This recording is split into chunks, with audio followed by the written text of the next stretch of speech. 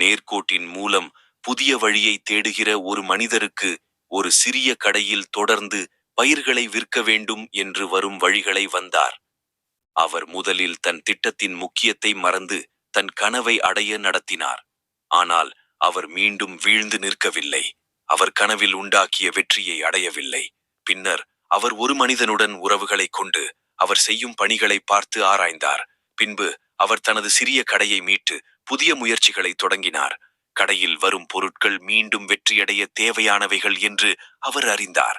அவர் மீண்டும் முயற்சி செய்து அவர் மனதில் கனவினை அடைய முடிந்தது. அவர் சிறிய கடையில் தொடர்ந்து பயிர்களை விற்க வேண்டும் என்ற திட்டத்தின் மூலம் அவர் தனது கனவை மெய்தியாக்கி வெற்றியை அடைய முடிந்தது. இந்த கதை எதையும் நிராகரிக்காதே.